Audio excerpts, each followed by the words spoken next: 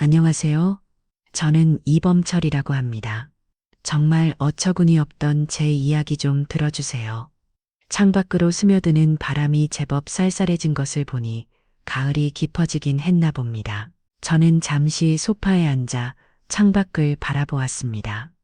아들의 허락을 받았다는 안도감과 동시에 그 목소리에 담겨 있던 미세한 망설임이 마음에 가시처럼 박혀 떠나지 않았습니다. 그래도 괜찮을 거라고 가서 손주 녀석 재롱이라도 보면 이런 헛헛한 마음도 금세 사라질 거라고 스스로를 다독였습니다. 며느리의 경고대로 주의 죽은 듯이 이 작은 창고방은 완벽한 감옥이었습니다.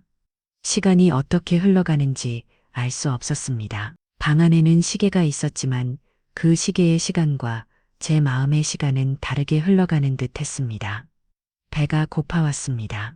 아침에 밥을 지었지만 먹는 동 마는 동했고 점심은 아예 건너뛰었으니 당연한 일이었습니다. 위장이 아프게 조여오는 것을 느끼며 저는 스누숨을 지었습니다. 70평생 제 생일날 이렇게 굶주리며 독방에 갇혀 있었던 적이 있었던가. 전쟁통에도 이러지는 않았을 겁니다. 차라리 지금이라도 문을 박차고 나가 엎어버릴까 하는 충동이 몇 번이고 치밀어 올랐습니다. 하지만 저는 꼭 참았습니다. 지금 감정을 터뜨리는 것은 어리석은 짓이었습니다. 더 확실하고 더 완벽하게 그들의 오만함을 부수기 위해서는 냉정해져야만 했습니다. 시간이 흐르자 바깥의 소음은 더욱 커졌습니다. 와인잔이 부딪히는 맑은 소리, 여자들의 높은 웃음소리, 그리고 간간히 들려오는 제 아들 성필의 멋쩍은 맞장구 소리까지. 녀석은 지금쯤 제 존재를 까맣게 잊고 안에 손님들 비위를 맞추느라 여념이 없겠죠. 제 아비가 바로 옆방에서 굶주리고 있다는 사실은 상상조차 하지 못한 채 말입니다. 저는 조용히 자리에서 일어나 차가운 벽에 귀를 갖다 대었습니다. 방음이 제대로 되지 않는 얇은 벽 너머로 그들의 대화 소리가 희미하게 남아 들려왔습니다. 민서야, 집 정말 좋다. 완전 성공했네. 우리 성필 씨, 머려 언니, 아직 멀었죠. 대출이 반이에요. 대출이 가증스러운 며느리의 목소리였습니다. 이 집은 단 한 분의 대출도 없이 제 돈으로 사준 집이었습니다. 그런데 이제 와서 친구들 앞에서는 대출로 산 집이라며 엄살을 부리고 있었습니다. 아마도 남편의 능력을 과시하고 싶었던 모양이죠. 그래도 대단하다. 아참. 그런데 성필 씨 부모님은 어디 계셔? 집들이인데 안 오셨나 봐. 한 친구가 묻는 목소리가 들렸습니다. 제 심장이 쿵 하고 내려앉았습니다. 며느리가 과연 뭐라고 대답할까? 저는 숨을 죽이고 다음 말을 기다렸습니다. 아, 아버님이요? 며느리는 아주 태연하고 자연스러운 목소리로 대답했습니다. 지금 편찮으셔서 지방에 있는 요양원에 계세요. 공기 좋은 곳에서 쉬셔야 한다고 해서요. 저희가 주말마다 내려가서 찾아뵙고 있죠. 어머님은 일찍 돌아가셨고요. 저는 제 귀를 의심했습니다. 세상에 이럴 수가. 저는 지금 이 집안에 그것도 바로 옆방에 버젓이 살아 숨쉬고 있는데 며느리는 저를 지방 요양원에 있는 병든 늙은이로 만들어버렸습니다. 그것도 모자라 주말마다 저를 찾아뵙는 효부 코스프레까지 하고 있었습니다. 온몸에 피가 차갑게 식는 기분이었습니다. 이것은 단순한 무시나 모욕이 아니었습니다. 이것은 제 존재에 대한 완벽한 소멸 선고였습니다. 며느리는 자신의 허영심을 위해 저라는 사람을 이 세상에서 지워버린 것입니다. 이틀 뒤 저는 아침 일찍부터 서둘렀습니다. 옷장 깊숙한 곳에 넣어두었던 그나마 가장 깨끗하고 점잖아 보이는 외투를 꺼내 입었습니다. 며느리 오민서는 꾸미는 것을 좋아하고 남의 시선을 중요하게 생각하는 아이였으니 행여나 제 차림새가 누추해 보일까 신경이 쓰였던 겁니다. 살아있는 아버지를 죽은 사람보다도 못한 존재로 만들어버렸습니다. 분노가 치밀어 올라 눈앞에 아찔했습니다. 하지만 그 순간 이상하게도 제 머릿속은 그 어느 때보다도 맑고 차가워졌습니다. 그래, 요양원이라 아주 좋지. 나를 그렇게 유령 같은 존재로 만들고 싶었단 말이지. 그렇다면 정말로 그렇게 해줘야겠다. 예. 저는 벽에서 귀를 떼고 다시 침대로 돌아와 앉았습니다. 더 이상 배고픔도 서러움도 느껴지지 않았습니다. 남은 것은 오직 얼음장 같은 결심뿐이었습니다.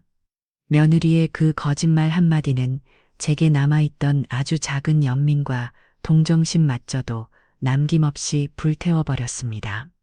그 거짓말은 제게 날개를 달아주었습니다. 이제 저는 아들이나 손주에 대한 부질없는 미련 없이 그 어떤 죄책감도 없이 제가 해야 할 일을 할 수 있게 되었습니다. 얼마나 더 시간이 흘렀을까? 파티가 끝나는 분위기인지 사람들이 현관에서 작별 인사를 나누는 소리가 들렸습니다. 오늘 정말 즐거웠어. 민서야, 조심히 들어가 언니. 다음에 또 봐. 소음이 잦아들고 이내 현관문이 닫히는 소리와 함께 집안은 다시 정막에 휩싸였습니다. 이제 제 차례였습니다. 저는 주머니에서 조용히 스마트폰을 꺼냈습니다. 손가락이 조금도 떨리지 않았습니다. 오히려 아주 안정적이고 정확하게 움직였죠. 주소록에서 10년 넘게 제 자산 관리를 맡아온 김 변호사의 이름을 찾았습니다. 지금은 밤이 깊어 전화를 할 수는 없었죠. 저는 대신 아주 짧고 명료한 내용의 문자 메시지를 작성하기 시작했습니다. 받는 사람 김준영 변호사, 내용 김 변호사, 나 이범철 일세. 월요일 아침 일찍 사무실 여는 시간에 바로 찾아가겠네. 이성필에게 사준 강남 아파트 회수해야겠네. 자세한 이야기는 만나서 하지. 월요일에 보세. 문자를 보내기 전 저는 다시 한번 내용을 확인했습니다. 오타 하나 없었습니다. 제 의지는 명확하고 단호했습니다. 전송 버튼을 누르는 제 손가락에는 한치의 망설임도 없었습니다. 전송 완료라는 문구가 화면에 뜨는 것을 확인하고 저는 조용히 스마트폰을 내려놓았습니다. 이제 모든 것은 시작되었습니다. 제가 평생을 바쳐 쌓아오는 성을 제 손으로 다시 무너뜨려야 하는 시간이 온 것입니다. 하지만 그것은 파괴가 아니라 정리였습니다. 썩어버린 부분을 도려내고 모든 것을 원래 있어야 할 자리로 되돌려 놓는 과정일 뿐입니다. 문 밖에서는 아들네 외가 파티의 잔해를 치우는 소리가 들려왔습니다. 그들은 아무것도 모른 채 자신들의 발밑이 무너져 내리고 있다는 사실을 꿈에도 생각하지 못하고 있겠죠. 저는 어둠 속에서 조용히 미소 지었습니다. 제 생일은 이렇게 끝나고 있었습니다. 굴욕과 모모로 시작되었지만 제 인생의 가장 단호하고 명쾌한 결심으로 끝을 맺고 있었습니다. 이것은 며느리가 제게 준 최고의 생일 선물이었습니다. 손주 녀석에게 줄 장난감 로봇도 하나 챙겼습니다. 백화점에 가서 요즘 아이들에게 가장 인기 있다는 모델로 일부러 골라 산 것이었어요. 녀석이 이걸 받고 활짝 웃어줄 모습을 상상하니 벌써부터 입가에 미소가 번졌습니다. 저를 모든 굴레에서 벗어나게 해준 완벽한 자유이용권이었으니까요. 월요일이 기다려졌습니다. 그날 밤 저는 잠들지 않았습니다. 잠이 오지 않았다기보다는 잠을 잘 필요가 없었다는 표현이 더 정확할 겁니다. 제 정신은 오히려 맑고 또렷해져 앞으로 제가 해야 할 일들을 차분하게 정리하고 있었습니다. 어둠 속에서 저는 가만히 귀를 기울였습니다. 문 밖에서는 파티의 잔해를 치우는 듯한 달그락거리는 소리가 한참 동안 이어졌습니다. 간간히 아들 내외가 나누는 대화 소리도 들려왔죠. 내용은 잘 들리지 않았지만 며느리의 목소리는 한껏 상기되어 있었고 아들의 목소리는 피곤함에 지쳐 있었습니다. 아마도 성공적으로 끝난 파티에 대해 그리고 파티에 왔던 중요한 손님들에 대해 이야기하고 있었겠지요. 그들의 대화 속에서 제 존재는 처음부터 없었던 것처럼 느껴졌습니다. 새벽이 올 무렵 저는 조용히 자리에서 일어났습니다. 군대 덕이 없는 동작으로 세수를 하고 며칠 동안 입었던 옷을 다시 단정하게 차려 입었습니다. 면도를 하는 제 얼굴이 거울에 비쳤습니다. 피곤에 지친 늙은이의 얼굴이 아니라 어떤 결의에 찬 남자의 얼굴이 그 안에 있었습니다. 제 눈빛이 이토록 차갑고 단단했던 적이 있었나 싶더군요. 아들 내외가 깊이 잠든 새벽 6시, 저는 가방을 챙겨 들고 방을 나섰습니다. 거실은 어젯밤에 화려했던 파티가 남긴 상처들로 가득했습니다. 미처 다 치우지 못한 와인잔과 음식 찌꺼기들이 어지럽게 널려 있었고, 공기 중에는 시든 꽃향기와 남은 음식 냄새, 그리고 술 냄새가 역겹게 뒤섞여 있었습니다. 저는 그 풍경을 잠시 아무 말 없이 바라보았습니다. 겉만 번지를 한 이 집의 실체가 바로 저 모습이었습니다. 허영과 위선, 그리고 거짓으로 가득 찬 텅 빈 껍데기. 저는 부엌으로 걸어갔습니다. 그리고 주머니에서 이 집의 예비 열쇠를 꺼냈습니다. 아들에게 집을 사주고 등기권 이진과 함께 건네받았던 혹시 모를 비상사태를 대비해 제가 간직하고 있던 열쇠였습니다. 저는 그 차가운 쇠붙이를 번쩍이는 대리석 식탁에 정중앙에 조용히 내려놓았습니다. 쨍 하는 날카로운 소리가 새벽의 정적을 갈랐습니다. 그것은 제가 이 집에 대한 모든 관리와 미련을 내려놓는다는 무언의 선언이었습니다. 이제 이 집과 이 집안의 사람들은 저와 아무런 상관이 없습니다. 엔조주 이 한 장 남기지 않았습니다. 제 부재 자체가 가장 강력한 메시지가 될 테니까요. 현관문을 열고 밖으로 나왔습니다. 차가운 새벽 공기가 제 뼈를 스치자 오히려 정신이 번쩍 드는 기분이었습니다. 지하 주차장으로 내려가 제 차에 시동을 걸었습니다. 익숙한 엔진 소리가 그 어떤 음악보다도 위안이 되었습니다. 짐이라고 해봐야 속은 몇 벌과 세면 도구가 전부인 작은 가방 하나가 전부였습니다. 아들 집에 가는 길은 언제나 이렇게 가볍고도 무거운 마음이 교차했습니다.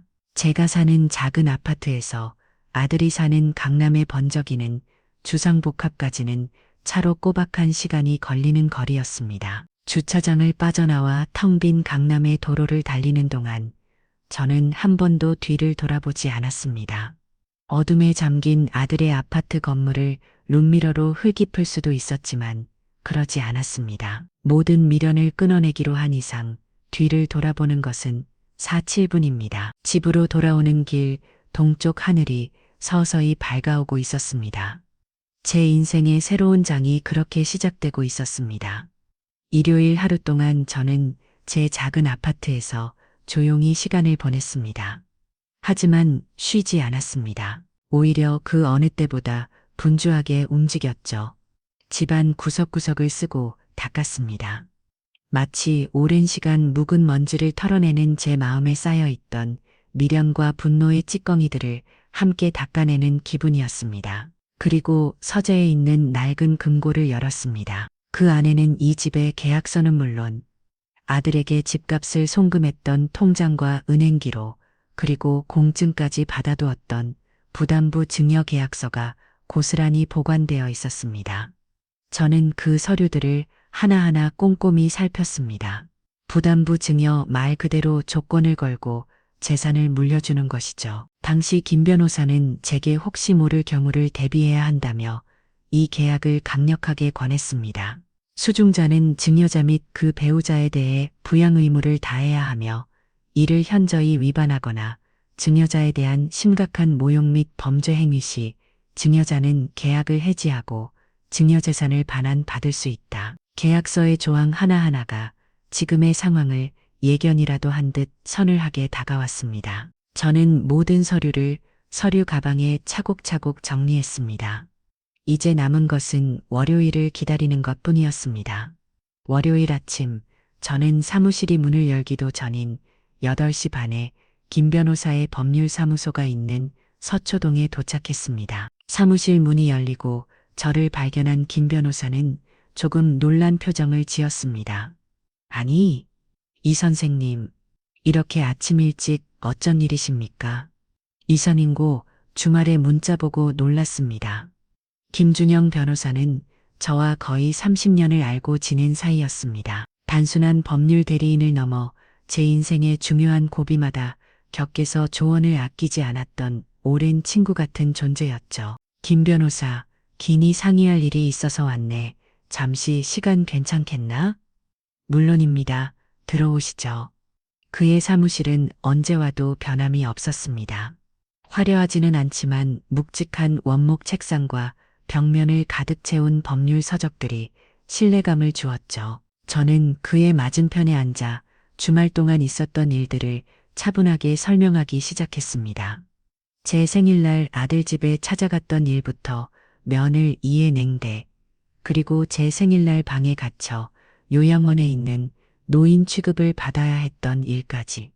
저는 감정을 섞지 않고 마치 남의 이야기를 하듯 건조하고 정확하게 사실만을 전달했습니다. 이야기를 듣는 내내 김 변호사의 표정은 점점 굳어졌습니다. 처음에는 직업적인 관심으로 듣는 듯 하더니 제가 요양원 거짓말 대목을 이야기했을 때 그의 얼굴에는 참담함과 분노가 스쳐 지나갔습니다. 세상에 이런 몹쓸 인간들이 있단 말입니까? 스스로의 힘으로 평생을 일궈 마련한 집이었지만 아들에게 집을 사준 뒤로는 왠지 모르게 제 공간이 초라하게 느껴질 때가 있었습니다. 아니, 사실은 초라한 것이 아니라 그저 소박하고 정직한 공간 일뿐인데도 말입니다. 아들이 결혼할 때 저는 평생 모은 재산의 대부분을 털어 그 아파트를 사주었습니다. 그는 안경을 벗어 책상에 내려놓으며 깊은 한숨을 내쉬었습니다. 그래서 결심하신 겁니까? 정말로 그 집을 회수하시기로 결심은 이미 섰네. 내가 오늘 여기 온 것은 그 결심을 실행에 옮기기 위해서야. 법적으로 가능한 모든 절차를 오늘 당장 시작하고 싶네. 저는 준비해온 서류 가방을 열어 서류들을 책상 위에 올려놓았습니다.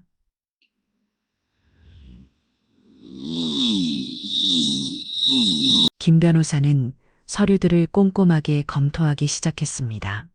그의 눈빛이 다시 날카로운 법률가의 눈빛으로 돌아왔습니다. 이 선생님 역시 준비성이 철저하십니다. 이 부담부 증여 계약서가 결정적인 역할을 할 겁니다. 공증까지 완벽하게 받아두셨고요. 그는 계약서를 들어보이며 말했습니다. 희민법 제556조에 따르면 수중자가 증여자에 대해 범죄 행위를 한 때 혹은 부양 의무를 이행하지 않은 때에는 증여 계약을 해제할 수 있습니다. 아드님 내외의 행위는 단순한 무례를 넘어 아버님에 대한 심각한 모욕이자 부양 의무의 명백한 불이행에 해당합니다. 소위 망은행위라고 하죠. 은혜를 잊은 배운 망덕한 행위라는 뜻입니다. 충분히 계약 해지 사유가 됩니다. 김 변호사의 설명은 명료하고 확신에 차 있었습니다. 소송으로 가면 승소 확률은 거의 100%에 가깝다고 봅니다. 다만 시간이 좀 걸릴 수 있습니다. 시간은 상관없네. 나는 결과를 원하는 것이지 속도를 원하는 것이 아니야. 알겠습니다. 그럼 오늘 바로 내용 증명부터 발송하도록 준비하겠습니다.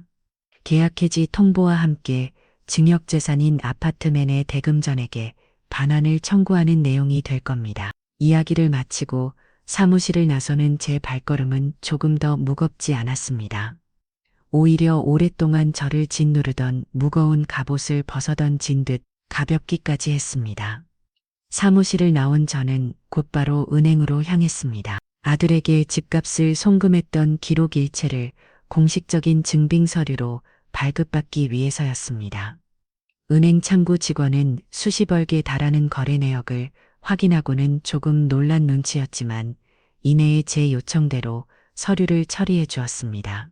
각 인쇄대에 나온 따끈한 서류 몽치를 받아더니 그 종이의 무게만큼이나 제 결심의 무게가 실감났습니다. 마지막으로 한 군데에 더 들릴 곳이 있었습니다. 바로 몇 년 전 그 아파트 거래를 중개했던 부동산 사무소였습니다. 다행히 소장은 저를 똑똑히 기억하고 있었습니다. 어이구, 회장님, 제가 어떻게 있겠습니까? 아들님 집을 전에 현금으로 딱 사주시던 그 통 큰 결정을요.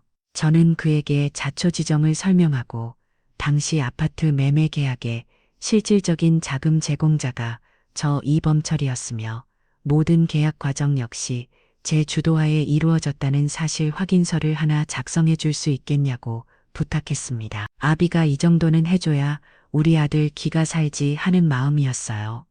며느리대 아이가 집안의 격을 따지는 눈치이기도 했고요. 그저 내 아들, 내외가 서로 아끼고 사랑하며 뿌리 깊은 나무처럼 단단한 가정을 꾸리기를 바랐을 뿐입니다. 다른 뜻은 조금도 없었습니다. 그는 조금 난처한 표정을 짓더니 이내 고개를 끄덕였습니다. 알겠습니다. 사실이 그런 것을요. 변호사님 통해서 공식적으로 요청하시면 제가 아는 한도 내에서 사실 그대로 작성해서 보내드리겠습니다. 모든 준비는 끝났습니다. 저는 이제 단단한 성벽과 날카로운 창을 모두 갖추었습니다. 이제 남은 것은 성문을 열고 나와 그들의 안락한 성을 향해 진격하는 것뿐이었습니다. 그날 오후 저는 오랜만에 제 서재에서 편안하게 낮잠을 잤습니다. 폭풍이 시작되기 전에 가장 깊고 평온한 잠이었습니다. 예상대로 며칠 동안은 아무런 연락도 오지 않았습니다. 아마도 제가 며칠 토라져 있다가 제풀에 지쳐 돌아오거나 혹은 먼저 연락해 오리라 생각했겠죠. 그 오만하고 어리석은 착각이 그들이 가진 마지막 평화의 시간이 될 것이었습니다. 저는 그 시간 동안 제 일상을 충실히 살아갔습니다. 아침 일찍 일어나 공원을 산책하고 서점에 들러 새로 나온 역사책을 읽었으며 저녁에는 오랜만에 친구들을 만나 막걸리를 한 잔 기울이기도 했습니다. 제 마음은 놀랍도록 평온했습니다. 이미 주사위는 던져졌고 저는 강을 건넌 병사였으니까요. 수요일 오후가 되어서야 제 스마트폰이 울렸습니다. 화면에는 내 아들이라고 저장된 이름이 떠 있었습니다. 저는 잠시 그 화면을 내려다보다가 천천히 통화 버튼을 눌렀습니다. 여보세요? 아버지, 지금 어디 계세요? 전화는 왜 안 받으시고요? 아들의 목소리에는 걱정이 아니라 짜증과 원망이 가득 담겨 있었습니다. 마치 약속을 펑크는 친구를 다그치는 듯한 말투였죠. 왜 그러느냐? 제 목소리는 감정 없이 건조했습니다. 뭐가 왜 그래요? 말도 없이 그냥 가시면 어떡해요? 민서가 얼마나 걱정하는지 아세요? 집에는 무슨 일이 있으신 거 아니죠? 민서가 걱정한다는 그 말이 제 귀에 비수처럼 꽂혔습니다. 저를 요양원에 보낸 정신나간 늙은이 취급하던 면을 이가 이제 와서 저를 걱정한다니 가소롭게 짝이 없었습니다. 그 녀석은 아직도 제 안에 대변인 노릇을 하고 있었습니다. 나는 잘 있다. 아무 일 없으니 신경 쓰지 말거라. 신경을 안 쓰게 생겼어요. 생신날 그렇게 가버리시면 저희가 뭐가 돼요. 주변 사람들이 다 저희만 나쁜 놈으로 볼 거 아니에요. 드디어 본심이 나왔습니다. 제 안이나 건강이 걱정되는 것이 아니라 남들에게 비칠 자신들의 체면이 걱정되었던 겁니다. 효자 코스프레에 금이 갈까봐 전전근근하는 모습이 눈에 선했습니다. 이미 늦었다. 네, 뭐가 늦었다는 거예요. 이제 너의 걱정은 내가 할 일이 아니라는 뜻이다. 저는 그 말을 끌트로 통화를 끊어버렸습니다. 아들이 무언가 더 소리치려는 소리가 들렸지만 미련 없이 통화 종료 버튼을 눌렀습니다. 제 손가락은 더 이상 아들을 위해 움직이지 않을 겁니다.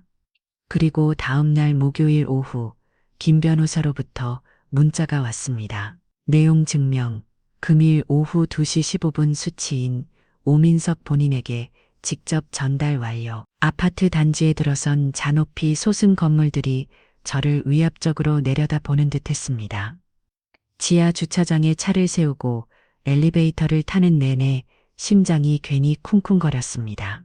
곧 보게 될 아들과 손주에 대한 기대감 때문이기도 했고 동시에 저를 탐탁지 않게 여기는 며느리의 이의 얼굴을 마주할 생각에 마음이 편치 않았기 때문이기도 했죠. 폭풍의 첫 번째 전령이 드디어 적진에 도착한 것입니다. 저는 눈을 감고 그 장면을 상상해 보았습니다. 고급스러운 아파트 현관에서 우체부로부터 딱딱한 법원 서류, 봉투 같은 내용 증명을 건네받는 면을 이의 모습을 처음에는 무심코 봉투를 뜯었다가 부담부 징역 계약해 제 통보 및 증여 재산 반환 청구라는 살벌한 제목을 보고 얼굴이 하얗게 질려가는 그 모습을 말입니다. 제 상상은 오래가지 않았습니다. 채 30분도 지나지 않아 제 스마트폰이 미친 듯이 울리기 시작했습니다. 발신자는 오민석이었습니다.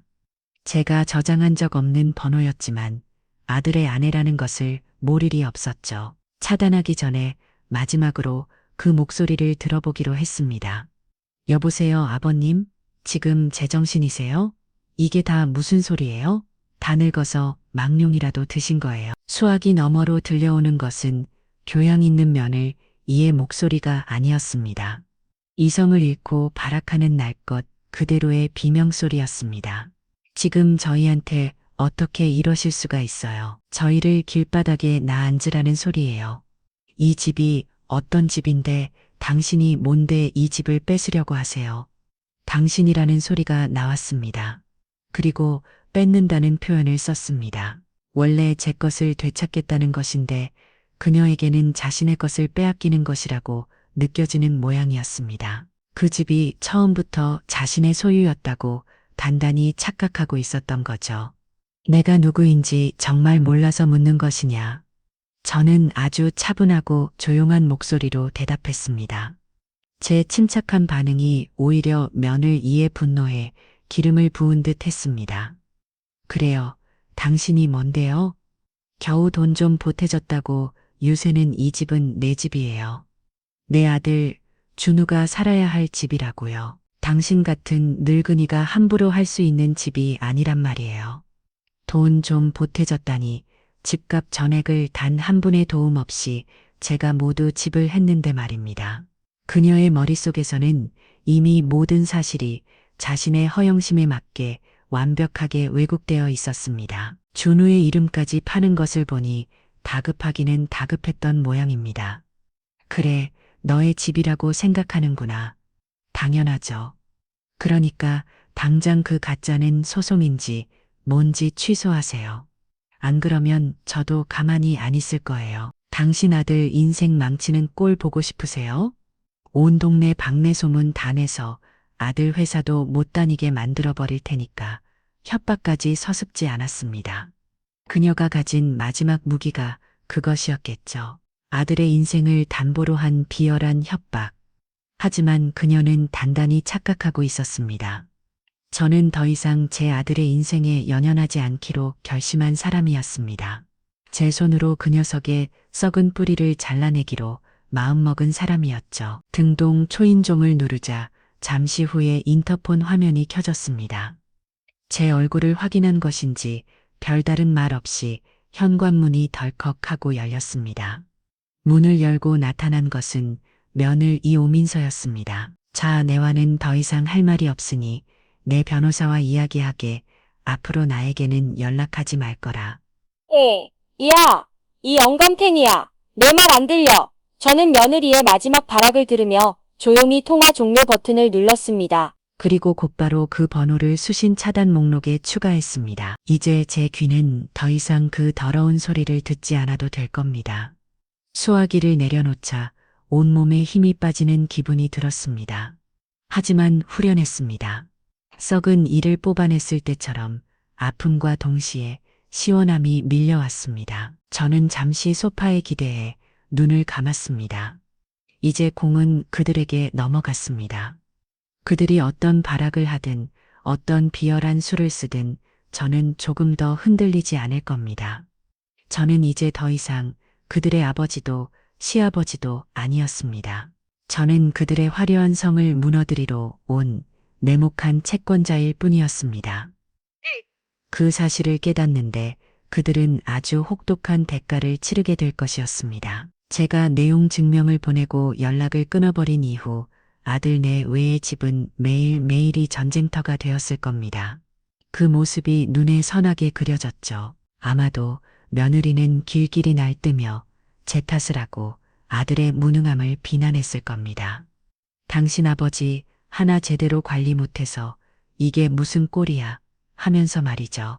아들 녀석도 한처음에는 아내를 달래려 애썼겠지만 사태의 심각성을 깨닫고는 점차 지쳐갔을 겁니다. 그리고 어쩌면 아주 조금은 모든 일에 원인이든 아내의 오만방자한 행동을 탔을지도 모를 일입니다.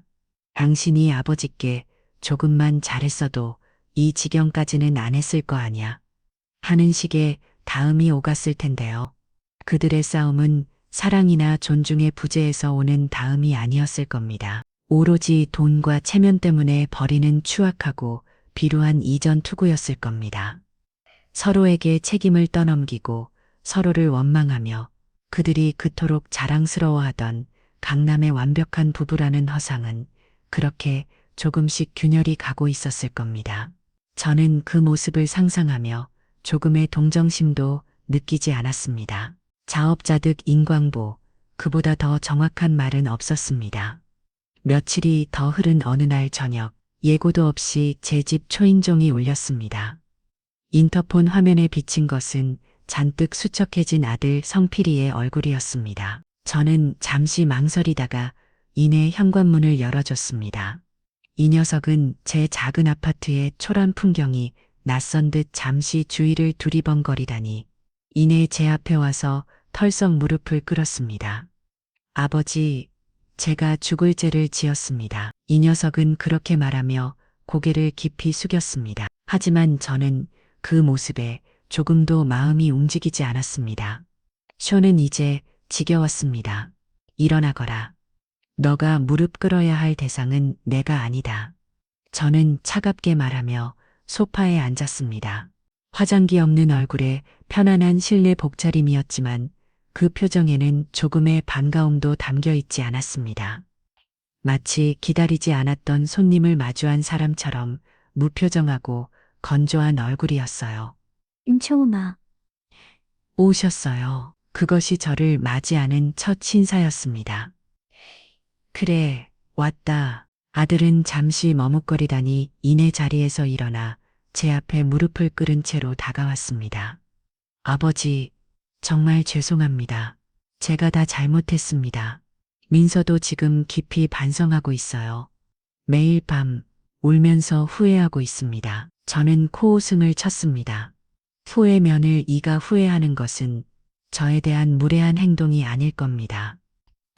그 행동으로 인해 집을 잃게 될지도 모르는 상황을 후회하는 것이겠죠. 아들의 눈빛에는 진심 어린 반성이나 죄책감보다는 어떻게든 이 위기를 모면하려는 다급함과 초조함만이 가득했습니다. 그래서 나에게 온 목적이 무엇이냐? 그 소송인지 뭔지 취하해 달라고 부탁하러 온 것이냐? 네, 아버지, 제발 소송만은 거두어 주십시오. 이 소문이 회사에 퍼지기라도 하면 저는 더 이상 얼굴 들고 다닐 수 없습니다. 그리고 준우는 어떻게 해요? 곧 학교도 들어가야 하는데 친구들이 아빠가 집에서 쫓겨났다고 놀리기라도 하면 역시 나 녀석의 머릿속에는 오로지 자신의 체면과 아들의 미래뿐이었습니다. 제 상처받은 마음이나 짓밟힌 자존심 따위는 안중에도 없었죠. 내 체면과 내 아들의 미래, 그것이 중요하구나. 저는 아직이 읊조렸습니다.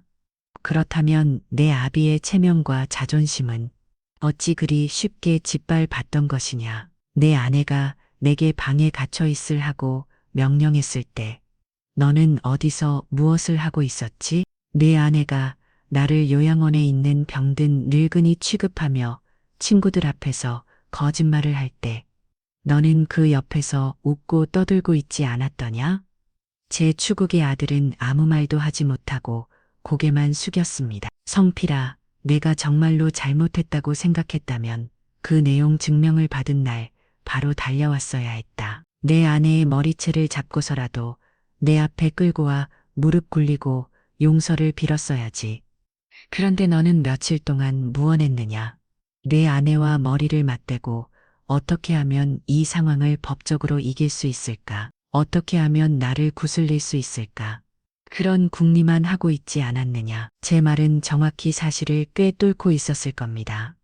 아들의 흔들리는 눈빛이 그 증거였습니다. 아닙니다, 아버지. 저희는 정말 됐다. 그 얄팍한 사주는 집어치워라. 저는 자리에서 일어났습니다. 그리고 아들을 내려다보며 마지막 기회이자 가장 잔인한 시험 문제를 던졌습니다. 너에게 선택지를 주겠다. 내가 정말로 내 아들이고 지난 과오를 반성한다면 내가 시키는 대로 해라. 아들은 희망이 보인다는 듯 고개를 번쩍 들었습니다. 네, 아버지, 뭐든지 말씀만 하세요. 제가 다 하겠습니다. 좋다. 그렇다면 지금 당장 그 집에서 나와. 너의 모든 짐을 쌓아서 이 집으로 돌아와라. 그리고 너의 아내 오민서와는 이혼해라. 내 아비에게 그런 모욕을 준 여자와는 단 하루도 더 살 수 없다고 이혼 서류를 내밀어라. 아들의 얼굴이 새하얗게 질리는 것을 보았습니다. 동공과 지진이라도 난 듯 흔들리고 있었죠. 아버지, 그게 무슨 어떻게 이혼을 준우 엄마인데 그것이 내가 진심으로 용서를 비는 유일한 방법이다. 그 여자의 허영심과 너의 방관이 이 모든 사태를 만들었다. 그 근호들 잘라내지 않고서는 아무것도 해결되지 않는다. 우리 성필이는 아직 안 들어왔나 보구나. 네, 주말에도 출근했어요. 아빠서요. 저는 현관으로 들어서서 신발을 벗었습니다. 그러자 민서가 날카로운 목소리로 말했습니다. 그 여자와 이혼하고 내 앞에 와서 진심으로 용서를 구해라. 그러면 나도 이 모든 소송을 없던 일로 하고 너를 다시 내 아들로 받아주겠다. 이것은 제가 아들에게 베푸는 마지막 자비였습니다. 물론 녀석이 절대로 받아들일 수 없는 제안이라는 것을 저는 잘 알고 있었습니다. 녀석은 아내를 사랑해서가 아니라 이혼 후 겪게 될 경제적인 문제와 주변의 시선, 그리고 무엇보다 그 모든 과정을 감당할 용기가 없어서 제 제안을 받아들이지 못할 것이었습니다. 아버지, 제발 다른 방법은 없겠습니까? 제가 앞으로 아버지께 정말 잘하겠습니다. 매일 찾아뵙고 민서도 선택은 너의 몫이다. 저는 아들의 말을 잘랐습니다. 나가서 너의 가족과 상의해 보거라. 너의 아내와 너의 아들과 함께 너의 미래를 결정해. 그리고 그 결과를 나에게 알려줄 필요는 없다. 너의 행동이 곧 너의 대답이 될 테니 저는 현관문을 열고 밖을 가리켰습니다. 아들은 망연자실한 표정으로 자리에서 일어나 비틀거리는 걸음으로 집을 나섰습니다. 문이 닫히고 저는 다시 혼자가 되었습니다. 조금의 연민도 남지 않았습니다. 저는 제 아들에게 선택지를 준 것이 아니었습니다. 그 전 녀석이 어떤 인간인지 그 밑바닥을 제 눈으로 다시 한번 확인했을 뿐입니다. 녀석은 결국 저를 택하지 않을 겁니다. 그리고 그 선택의 대가는 녀석이 가진 모든 것을 잃는 것이 될 테지요. 이제 돌아올 수 없는 강을 완전히 건넜습니다. 저와 제 아들을 가로막는 그 강은 이제 그 어떤 배로도 건널 수 없을 만큼 넓고 깊어졌습니다. 아들이 다녀간 후 제 일상은 다시 평온을 되찾았습니다. 녀석은 제 최후 통첩에 대해 아무런 대답도 해외지 않았습니다. 그 침묵이야 말로 가장 확실한 거절의 대답이었죠. 저는 더 이상 그들에게 아무것도 기대하지 않았습니다. 법의 절차는 톱니바퀴처럼 마무려 정해진 방향으로 굴러가기 시작했습니다. 김 변호사는 제게 진행 상황을 꾸준히 알려주었고 저는 그저 묵묵히 다음 단계를 기다릴 뿐이었습니다. 그러던 어느 날 모르는 번호로 전화가 한 통 걸려왔습니다. 받을까 망설이다가 혹시 변호사 사무실에서 온 연락일까 싶어 통화 버튼을 눌렀습니다.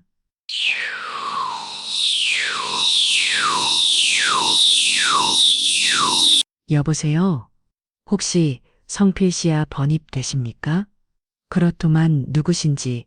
아이고, 사돈어른 저예요. 민서 엄마예요. 며느리 이의 어미, 즉 제 사부인이었습니다. 며칠 뒤 며 제 72번째 생일이었습니다.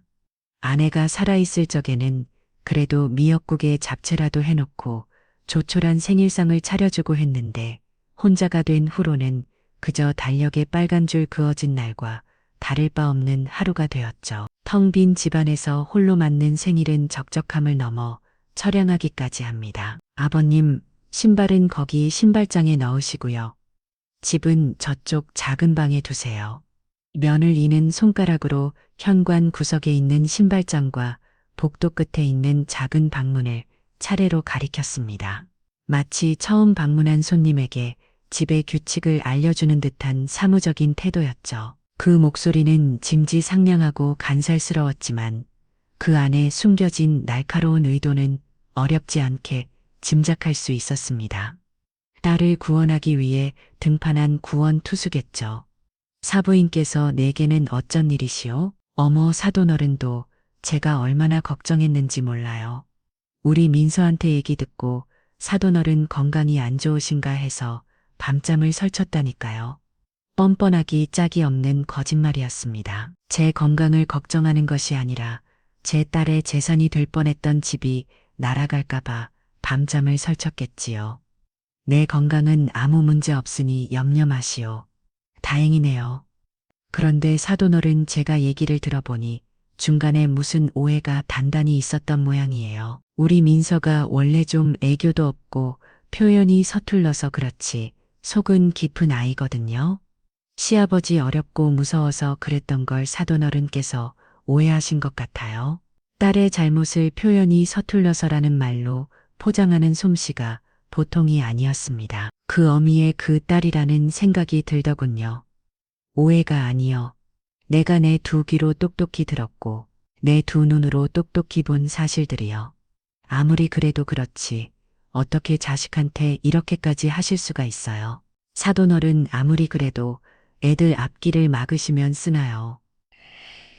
성필 씨도 사돈어른 하나 보고 사는 외아들이잖아요.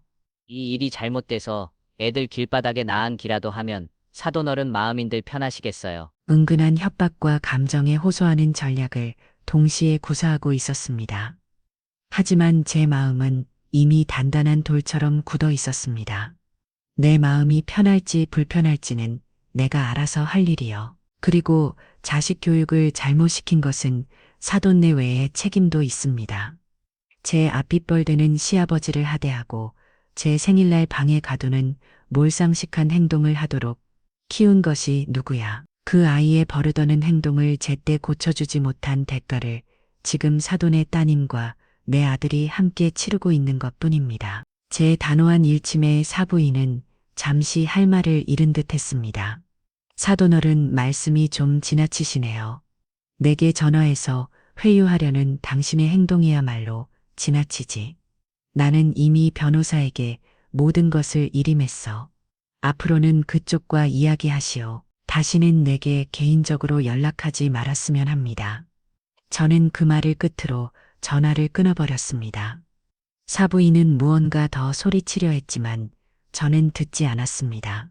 그들의 세계는 그렇게 자신들의 잘못을 인정하기보다는 어떻게든 남 탓을 하고 상황을 무면하려는 사람들로 가득 차 있었습니다. 그런 이들에게 잡히는 사til 뿐입니다. 며칠 뒤 김 변호사에게서 연락이 왔습니다. 저는 아무 말 없이 면을 이가 시키는 대로 구두를 신발장에 넣고 작은 가방을 들고 복도를 걸었습니다. 집안은 제가 마지막으로 왔을 때보다 훨씬 더 화려해져 있었습니다.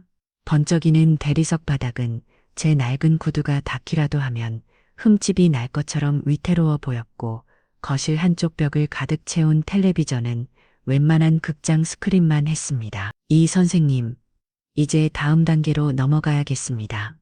상대방이 시간을 벌거나 재산을 빼돌리려는 시도를 할 수 있으니 이를 원천적으로 차단할 필요가 있습니다. 어떻게 하면 되겠나? 해당 아파트에 대해 부동산 처분 금지 가압류를 신청해야 합니다. 법원의 허가를 받아 아파트 등기 부동본에 가압류 사실을 기재해 놓으면 판결이 나기 전까지 피고들이 집을 팔거나 담보로 대출을 받는 등의 재산 처분 행위를 일절할 수 없게 됩니다. 일종의 족쇄를 채워두는 것이죠. 김 변호사의 설명에 저는 즉시 동의했습니다. 절차는 신속하게 진행되었습니다. 저희가 제출한 소명 자료가 워낙 명백했기에 법원은 이례적으로 빨리 가압류 신청을 받아들였습니다. 그리고 며칠 후 김 변호사는 만족스러운 목소리로 재개 결과를 알려주었습니다. 가압류 결정이 났고 오늘 집행관이 직접 아파트를 방문하여 현관문에 가압류 사실을 알리는 공시서 소위 말하는 빨간 딱지를 붙이고 왔다고 합니다. 이제 그들은 법적으로 완전히 묶인 셈입니다. 저는 눈을 감고 그 장면을 그려보았습니다. 며느리가 그토록 자랑스러워하던 반짝이는 흰색 현관문 위에 선명하게 붙었을 붉은색 경고문. 이웃들이 오가며 그 경고문을 보고 수근거렸을 테고 콧대 높은 며느리는 그 굴육감에 치를 떨어해 겁니다. 그것은 그들의 허영심 가득한 성이 가해진 첫 번째 물리적인 균열이었습니다. 시간은 흘러 첫 번째 조정기일이 잡혔습니다. 정식 재판에 앞서 판사 앞에서 양측이 합의할 의사가 있는지 타진하는 자리였죠. 저는 오랜만에 정장을 꺼내 입고 법원으로 향했습니다. 김 변호사와 함께 지정된 조정실로 들어서자 먼저 와 있던 아들 내외의 모습이 보였습니다.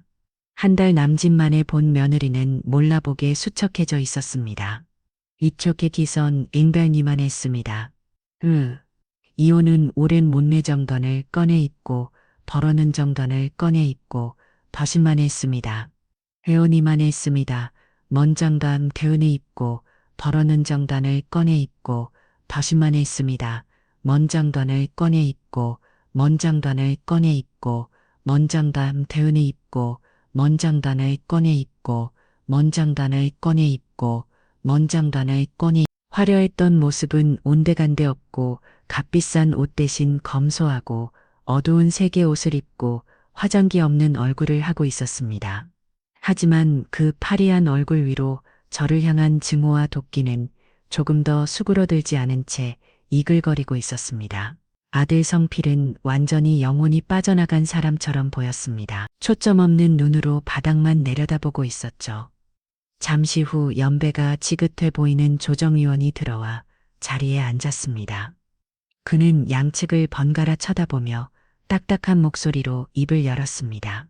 양측 입장은 소송 서류를 통해 충분히 확인했습니다. 아버님은 아들님 내외에게 중요한 집을 돌려달라는 것이고 아들님 내외는 그럴 수 없다는 입장 맞습니까? 네, 맞습니다. 김 변호사가 저를 대신해 대답했습니다. 아들 내외는 아무 말 없이 고개만 끄덕였습니다. 소송까지 오게 된 경위에 대해 피고 측부터 먼저 들어보도록 하죠. 오민석 씨, 하실 말씀을 있으면 해보세요. 초점위원의 말이 떨어지자 면을 이는 기다렸다는 듯 고개를 들었습니다. 처음 보는 유럽풍의 소파와 장식장들이 마치 잡지에 나오는 모델하우스처럼 꾸며져 있었어요.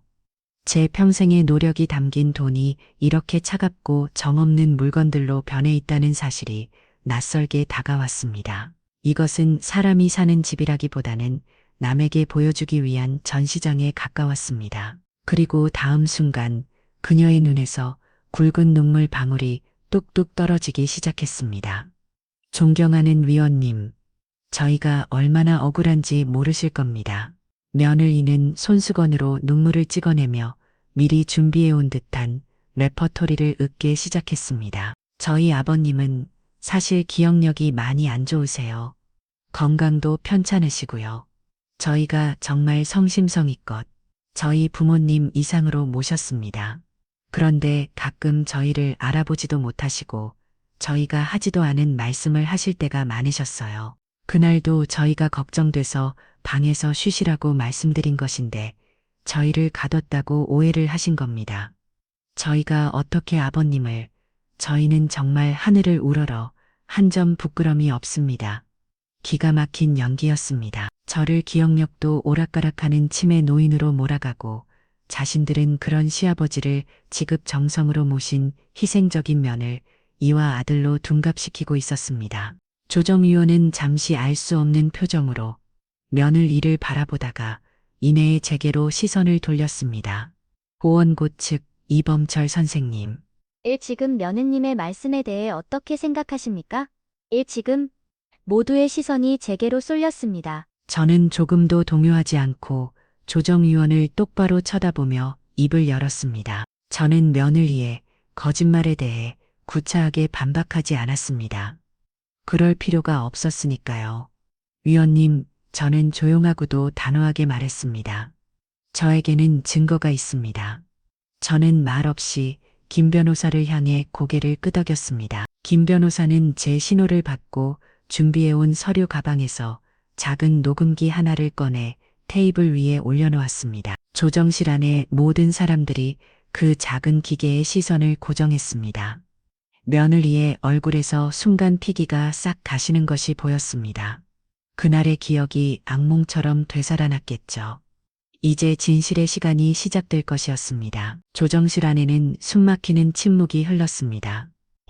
조정위원은 잠시 의아한 표정으로 김 변호사가 꺼내놓은 녹음기를 바라보았습니다. 김 변호사는 위원에게 정중하게 고개를 숙이며 말했습니다. 위원님, 지금부터 피고 오민서 씨가 원고에게 했던 말의 일부를 들려드리겠습니다.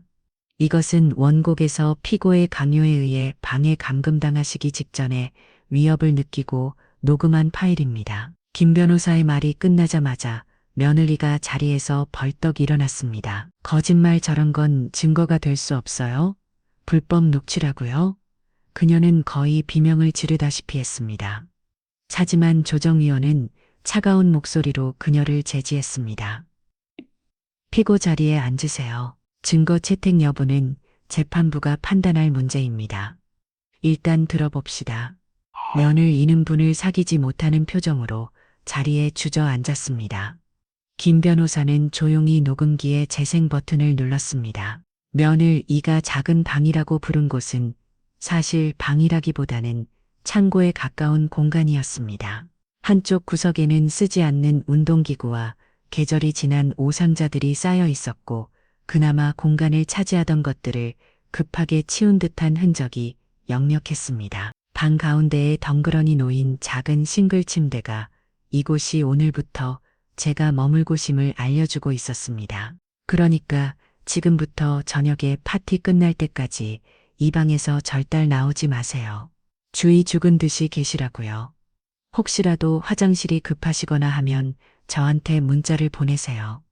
제가 사람들 없을 때 잠시 다녀오게 해드릴 테니까 마셨어요? 작은 조정실 안에 면을 이에 차갑고 날카로운 목소리가 생생하게 울려 퍼졌습니다. 방금 전까지 눈물을 흘리며 저를 기억력 없는 노인으로 몰아가던 그 가증스러운 모습과는 180도 다른 경멸과 위협이 가득한 목소리였습니다. 녹음된 목소리가 자신의 것이라는 것을 부정할 사람은 아무도 없었습니다. 녹음이 끝나자 조정실 안의 공기는 얼음장처럼 차갑게 얼어붙었습니다.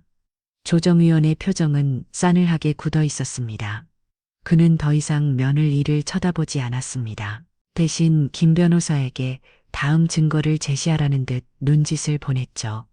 김 변호사는 기다렸다는 듯 준비해온 서류들을 테이블 위에 펼쳐놓았습니다. 위원님, 이것은 원고께서 해당 아파트의 매매대금 전액을 아들 이성필의 계좌로 송금했다는 은행의 공식거래 내역 증명서입니다. 보시다시피 단 한 번의 거래로 수십억 원이 전액 송금되었습니다. 대출은 단 한 푼도 없었습니다. 그는 다음 서류를 내밀었습니다. 그리고 이것은 당시 부동산 거래를 중개했던 공인중개사의 사실 확인서입니다. 계약 당시 자금의 출처가 전부 원곡이었으며 모든 의사결정 또한 원곡의 주도하에 이루어졌다는 내용입니다. 김 변호사는 슬픔을 주지 않고 증거들을 쏟아냈습니다. 이 어둠내 이머둔 넙전 그의 목소리는 차분했지만 그 내용은 면을 이가 쌓아올린 거짓말의 성벽을 하나하나 무너뜨리는 강력한 공성추와도 같았습니다. 마지막으로 원곡의 진술입니다. 김 변호사가 잠시 저를 돌아보았습니다. 저는 자리에서 일어나 조정위원을 향해 허리를 숙이고 입을 열었습니다. 위원님, 저는 제 아들과 면을 이를 위해 평생을 바쳐 모은 재산을 내주었습니다. 바란 것은 아무것도 없었습니다. 그저 서로 아끼고 행복하게 살기를 바랐을 뿐입니다. 그런데 돌아온 것은 냉대와 무시였습니다. 저는 감정을 최대한 억누르며 그날의 일을 담담하게 이야기했습니다. 제 72번째 생일날 저는 제 아들 집에서 독방에 갇혀 있었습니다. 문 밖에서는 손님들의 웃음소리가 들려왔습니다. 그리고 저는 제 귀로 똑똑히 들었습니다.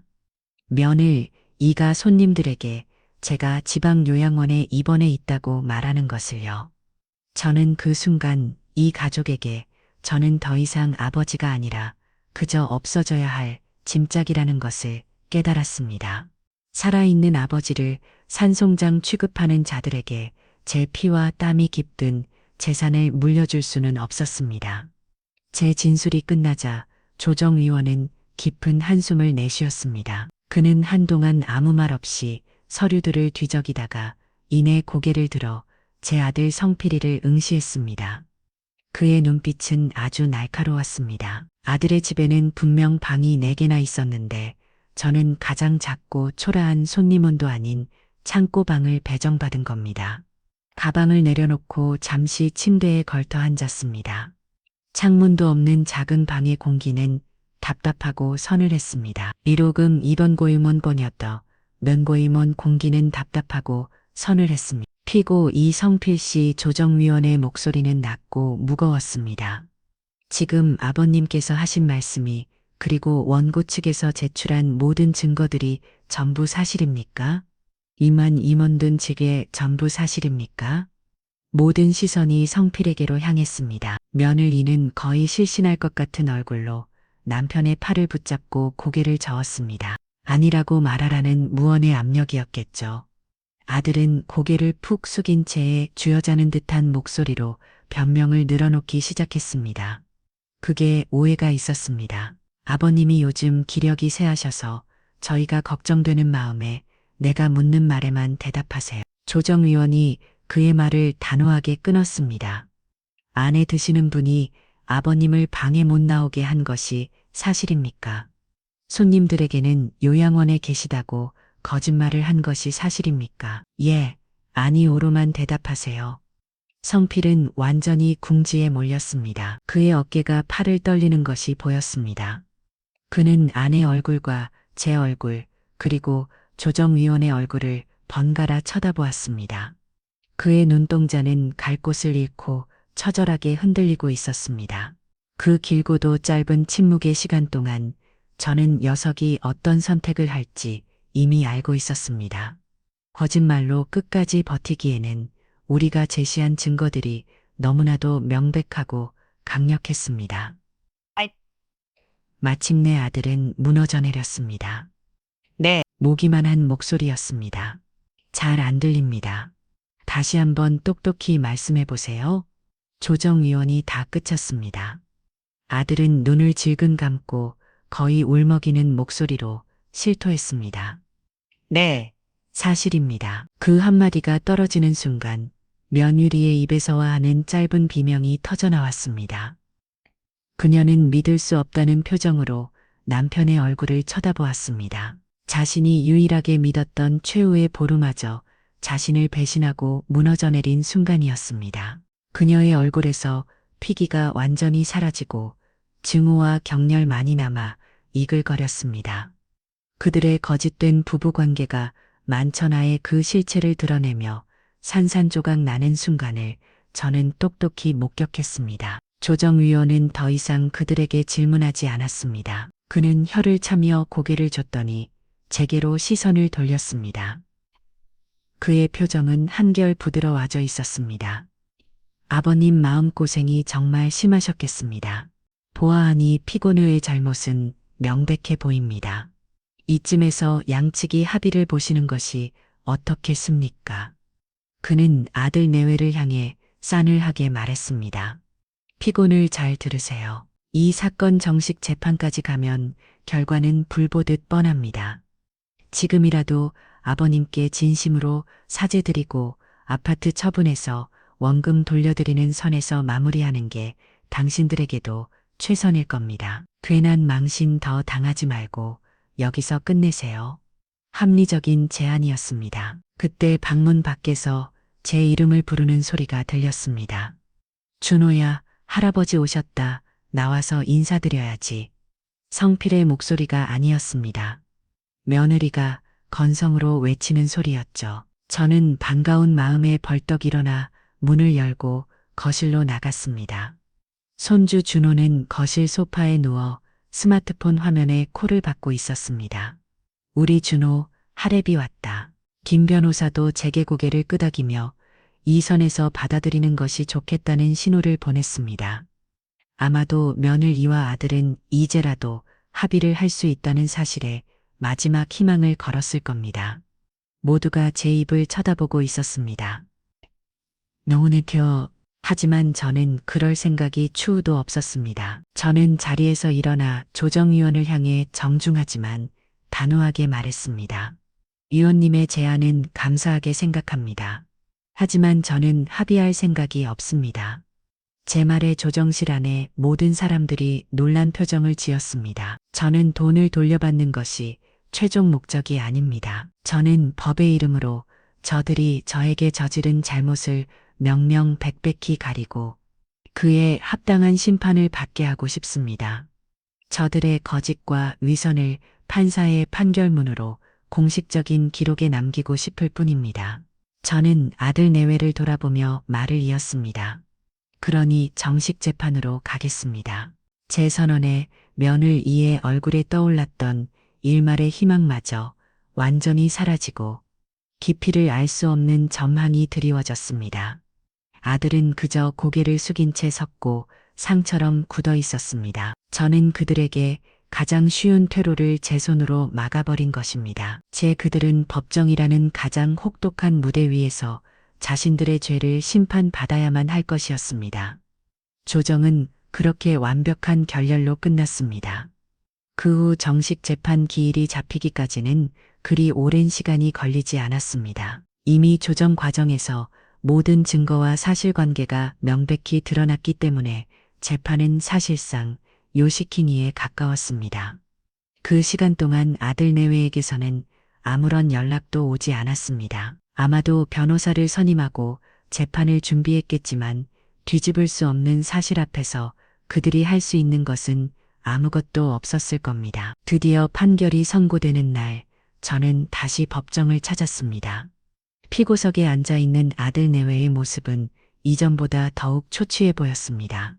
두 사람 사이에는 아무런 대화도 오가지 않았고 서로를 마치 원수처럼 쳐다볼 뿐이었습니다.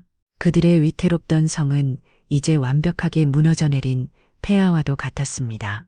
재판장이 들어서고 장내는 엄숙한 정적에 휩싸였습니다. 판사는 서류를 잠시 내려다본 후 낮고 힘있는 목소리로 판결문을 읽어 내려가기 시작했습니다. 판결을 선고하겠습니다. 제 심장이 조용히 그러나 강하게 뛰기 시작했습니다.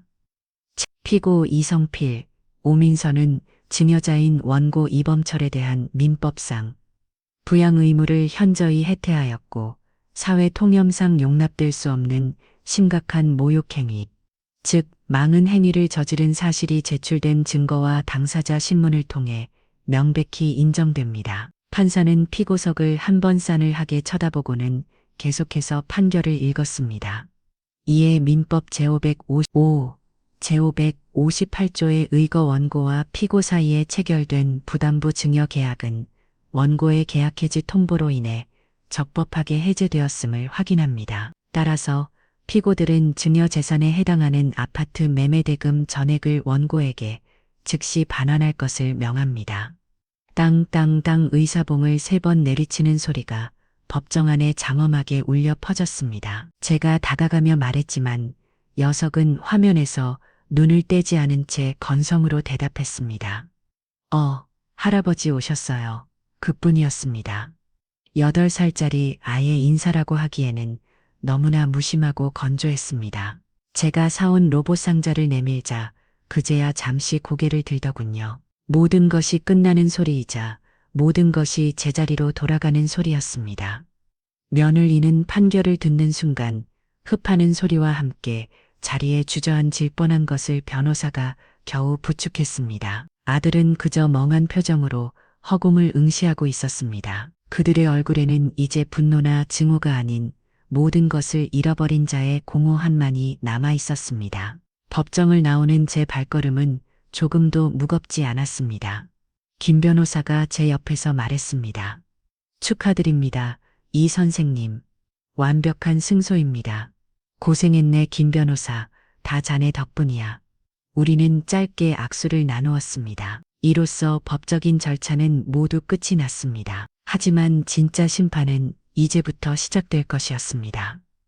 아들네 외가 수십억에 달하는 돈을 마련할 방법은 없었습니다. 결국 그들이 살던 집, 며느리가 그토록 자신의 수준을 대변한다고 믿었던 그 화려한 아파트는 법원 강제 경매에 붙어졌습니다. 경매 통지서가 날아가고 집을 보러 오는 낯선 사람들의 발길이 이어지면서 며느리가 쌓아 올렸던 마지막 자존심의 성벽마저 완전히 허물어졌을 겁니다. 그 후의 소식들은 간간히 김 변호사를 통해 들려왔습니다. 경매로 집이 시세보다 헐박세 팔려나가고 그 돈이 모두 재개로 반환되자 그들은 결국 빈손으로 길거리에 나왔대 됐다고 합니다. 며느리가 그토록 어울리고 싶어 했던 수준 있는 친구들은 가장 먼저 그녀에게서 등을 돌렸고 남편의 실직과 경제적인 압박을 견디지 못한 며느리는 결국 아들에게 이혼 서류를 내밀었다고 했습니다. 그들의 관계를 이어주던 유일한 끈이었던 돈과 집이 사라지자 그들의 관계도 한 모래성처럼 허무하게 무너져 내린 것입니다. 모든 것이 정리되고 몇 달이 흐른 어느 가을날이었습니다. 제 스마트폰에 짧은 문자 메시지가 하나 도착했습니다. 발신자는 아들 성필이었습니다. 아버지, 모든 것이 제 잘못이었습니다. 이제 저의 길을 가겠습니다. 그 문자에는 어떤 변명도 요구도 없었습니다. 그저 담담한 인정과 고백만이 담겨 있었습니다. 어쩌면 녀석은 모든 것을 잃고 나서야 비로소 자신이 무엇을 잘못했는지 깨닫게 된 것인지도 모르겠습니다. 저는 그 문자를 잠시 바라보다가 아무런 답장도 하지 않고 조용히 삭제했습니다. 이미 모든 것은 끝났고 용서는 제 몫이 아니었습니다. 녀석의 앞으로의 인생은 온전히 녀석 스스로가 감당해야 할 몫이었습니다. 저는 경매로 돌려받은 돈으로 새로운 삶을 시작했습니다. 다시 크고 화려한 집을 사지는 않았습니다. 대신 경치가 좋고 시설이 잘 갖추어진 고급 실버타운에 입주했습니다. 그곳에는 저와 비슷한 연배에 각자의 삶을 충실히 살아온 좋은 친구들이 많이 있었습니다. 저는 그들과 함께 등산을 하고 서예를 배우고 여행을 다니며 젊은 시절에는 누리지 못했던 여유와 평화를 만끽했습니다. 그리고 남은 돈의 상당 부분은 제 유일한 현육인 손주 준호의 이름으로 신탁을 설정했습니다. 김 변호사를 수탁 관리인으로 지정하여 제가 세상을 떠난 후에도 준우가 올바른 성인으로 성장할 때까지 그 누구도 심지어 친권자인 아들조차도 함부로 손댈 수 없도록 엄격한 조건을 걸었습니다. 우와, 이거 최신 모델인데. 녀석은 상자를 받아들고는 잠시 후 터보더니 이내 다시 소파 구석에 던져두고 스마트폰으로 시선을 돌렸습니다. 아이의 눈에는 할아버지에 대한 반가움보다 새로운 장난감에 대한 순간적인 호기심만이 전부였습니다. 제가 멋쩍게 서 있는데 부엌에서 나온 며느리 이가 다가와 준호의 팔을 잡아 떨었습니다. 준호야, 너 영어 숙제할 시간이야. 어서 방에 들어가자. 아, 좀만 더 하면 안 돼. 안 돼. 아이에게 필요한 교육비와 생활비는 신탁에서 지원하되 그릇된 허영심이 아니라 건강한 가치관을 배울 수 있도록 관리 감독해 달라는 부탁과 함께 말입니다. 저는 제 아들의 실패를 제 손주의 삶에서만큼은 되풀이 하고 싶지 않았습니다. 어느 맑은 가을날 저는 아내 묘를 찾았습니다. 화려한 꽃다발 대신 아내가 생전에 좋아했던 소박한 들고과 한 줌을 사들고 갔습니다. 저는 봉분 앞에 국화를 내려놓고 아무 말 없이 한참을 앉아 있었습니다. 그동안 있었던 추하고 가슴 아픈 이야기들을 굳이 아내에게 들려주고 싶지는 않았습니다. 여보, 저는 나직에 아내를 불렀습니다. 나 잘 지내고 있어. 우리 성필이도 준우도 이제 다 제 길을 갈 거예요. 그러니 당신도 이제 아무 걱정 말고 편히 쉬시오. 그렇게 말하고 하늘을 올려다 보았습니다. 높고 푸른 가을 하늘 위로 한 조각 흰 구름이 평화롭게 흘러가고 있었습니다. 제 곁으로 시원한 바람이 불어워 지난 세월 동안 제 마음을 무겁게 짓누르던 마지막 응어리마저도 깨끗하게 씻어주는 듯 했어요. 비로소 진정한 평화가 찾아왔습니다. 제 아들의 집을 통째로 날려버린 그날 이후 저는 제 인생의 온전한 주인이 되었어요. 그리고 그것으로 충분했습니다. 그리고 아버님 민서는 저를 획돌아보며 말했습니다. 스케줄 빡빡한 거 모르세요? 한창 공부해야 할 나이에 방해하지 마세요. 그 말은 마치 비수처럼 나라와 제가 숨에 박혔습니다. 손주와 잠시 눈이라도 맞추려는 제 행동이 며느리에게는 아예 빡빡한 스케줄을 방해하는 무례한 행위였던 겁니다. 민서는 준호를 거의 끌다시피 해서 아이 방으로 데리고 들어갔습니다. 꽝 하고 닫히는 방문 소리가 거실에 싸늘하게 울려 퍼졌습니다. 텔레비전을 켜봐도 시끄럽기만 할 뿐 사람의 온기가 그리웠습니다. 그래서였을까요? 수화기를 든 것은 거의 충동적인 결정이었습니다. 하나뿐인 아들, 성필의 목소리라도 듣고 싶었고 어쩌면 손주 녀석의 얼굴을 보며 며칠이라도 북적거리곤 지내고 싶은 마음이 간절해졌던 겁니다. 저녁 시간이 되어도 아들 성필은 돌아오지 않았습니다. 며느리는 부엌에서 무언가를 하는 대신 스마트폰으로 배달 음식을 주문했습니다. 잠시 후 도착한 것은 피자와 스파게티였습니다. 식탁에는 저와 며느리, 그리고 숙제를 마친 준호. 이렇게 셋이 앉았습니다. 며느리는 제게는 묻지도 않고 포카 앞접시를 통 놓아주었습니다. 아버님 요즘 애들은 이런 거 좋아해서요. 드세요. 저는 평생 이런 음식을 즐겨 먹어본 적이 없습니다. 하지만 이 집에서는 제 입맛 따위는 고려의 대상이 아니라는 것을 이미 깨달았기에 아무 말 없이 포크를 들었습니다. 식사 시간 내내 대화는 없었습니다. 며느리는 스마트폰을 연신 두드렸고 준호는 피자를 허겁지겁 먹으며 유튜브 영상을 보내라 정신이 없었습니다. 달그락거리는 포크 소리와 영상 속의 시끄러운 효과음만이 어색한 침묵을 채울 뿐이었습니다. 저는 꾸역꾸역 피자 한 조각을 넘기고 자리에서 일어났습니다.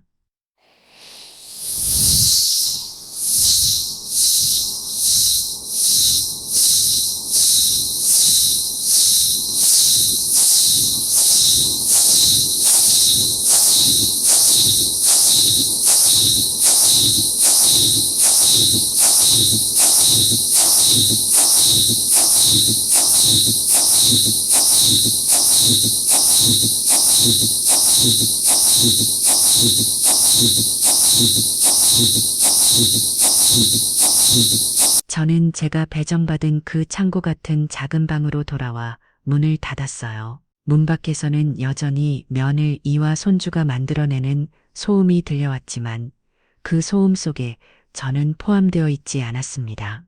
마치 투명 인간이 된 것 같았습니다. 침대에 누워 눈을 감았지만 잠이 오지 않았습니다. 이곳은 분명 제 아들의 집이고 제 평생의 노력이 담긴 공간인데 저는 그 어디에도 밟을 곳 없는 이방인이 되어 있었어요. 내일은 제 생일인데 과연 이 집에서 따뜻한 미역국 한 그릇이라도 얻어먹을 수 있을지 벌써부터 자신이 없어졌습니다.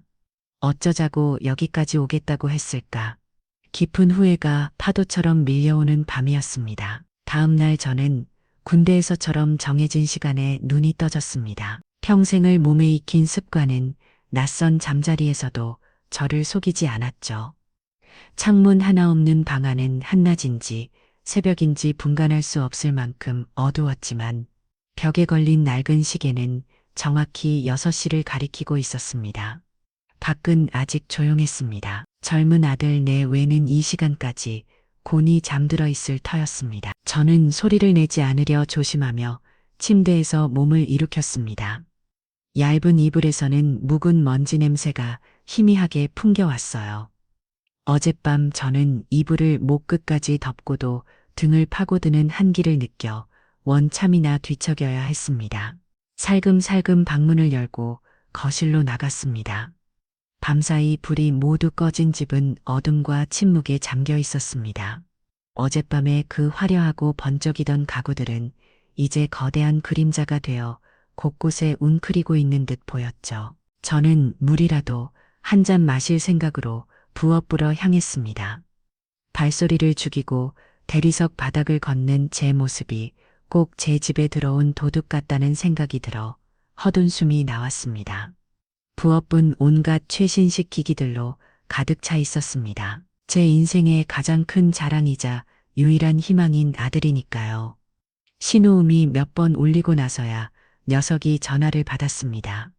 여보세요, 성필이냐? 아비이다. 아, 아버지.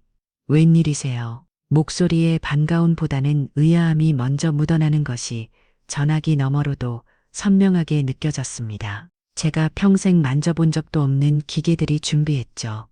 정수기 하나를 찾는데도 한참이 걸렸습니다. 버튼이 10개는 달려있는 기계 앞에서 한참을 망설이다가 겨우 그림을 보고 물 한 컵을 받을 수 있었습니다. 차가운 물이 식도를 타고 내려가자 밤새 답답했던 속이 조금은 풀리는 듯 했습니다. 이왕 일어난 김에 밥이라도 안 쳐야겠다는 생각이 들었습니다. 아무리 며느리가 밉다지만 주말 아침까지 굶을 수는 없는 노릇이니까요. 제가 밥이라도 해놓으면 출근했던 아들도 돌아와 아침 한숨 뜨고 좋아할 것 같았습니다. 하지만 밥솥을 찾는 것부터가 난관이었습니다. 수납장을 모조리 열어보고 나서야 구석에 처박혀 있는 밥솥을 겨우 찾아낼 수 있었습니다. 먼지가 뽀얗게 쌓여 있는 것을 보니 이 집에서는 밥을 해먹은 지 꽤 오래된 모양이었습니다. 쌀통을 찾아 쌀을 씻고 물량을 맞추어 밥솥에 앉히고 취사 버튼을 눌렀습니다. 김이 빠지는 소리가 요란하게 들리자 저는 혹시나 며느리가 깰까 싶어 조마조마한 마음으로 거실 소파에 웅크리고 앉았습니다. 1시간이 지났을까 구수한 밥 냄새가 집안에 퍼지기 시작했습니다. 그제야 사람 사는 집 같다는 생각이 들어 마음이 조금은 푸근해졌습니다. 냉장고를 열어보니 변한 반찬거리는 없었지만 다행히 김치통에 하나 보였습니다. 김치라도 꺼내놓을 생각으로 냉장고 문을 연 순간 안방 문이 열리며 며느리가 부스스한 얼굴로 걸어놨습니다. 무슨 냄새예요? 아침 인사가 아니었습니다. 저를 발견하고 건넨 첫 마디는 짜증이 섞인 질문이었어요. 잠을 방해받은 것이 불쾌하다는 기색이 역력했습니다. 일찍 눈이 떠져서 밥을 좀 안 쳤다. 너희들도 아침은 먹어야지. 누가 밥 해달랐어요? 아침부터 집안에 밥 냄새 배게. 이게 뭐예요? 며느리는 코를 킁킁거리며 미간을 찌푸렸습니다. 마치 악취라도 난다는 듯한 태도였죠. 저는 순간 할 말을 잃었습니다.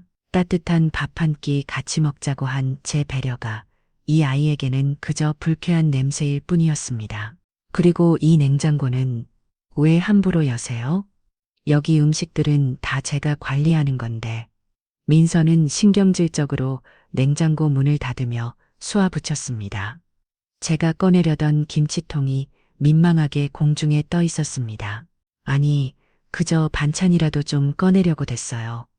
제가 알아서 할 테니 아버님은 그냥 가만히 계시는 게 도와주시는 거예요.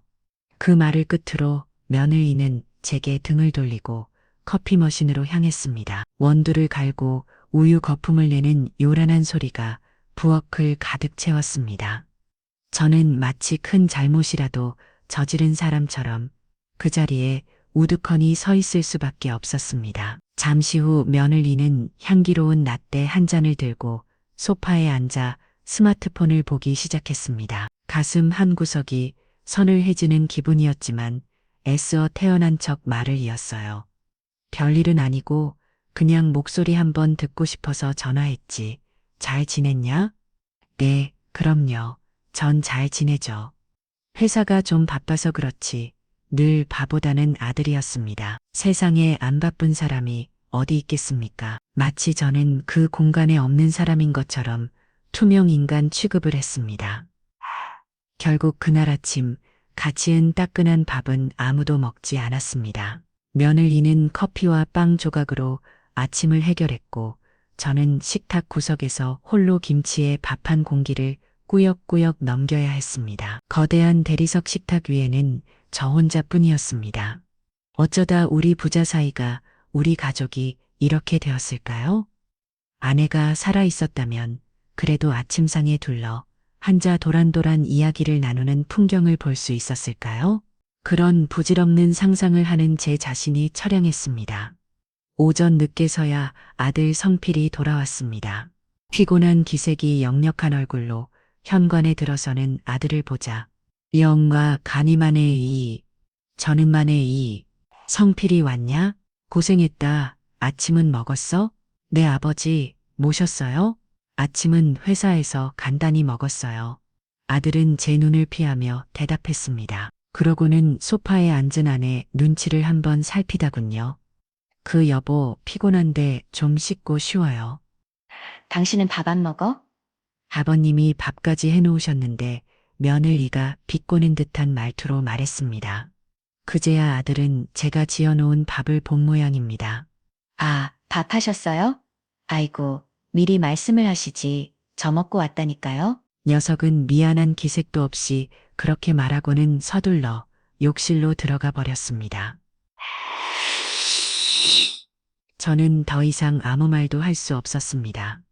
그들에게 저는 보이지 않는 벽 너머의 사람이었습니다. 그들 부부의 견고한 세상 안으로 저는 한 발자국도 들어서 할 수 없었습니다. 그날 오후는 길고 지루했습니다. 아들은 방에 들어가 잠을 잡고 며느리는 외출 준비를 하느라 분주했습니다. 저는 창고방에 들어가 텔레비전을 켰지만 이내 시끄러운 소리를 끄고 침대에 누웠습니다. 할 수 있는 일이 아무것도 없었습니다. 이 넓고 화려한 집에서 저는 완벽한 이방인이자 거추장스러운 짐짝일 뿐이었습니다. 얼마나 지났을까 밖에서 며느리의 목소리가 들려왔습니다.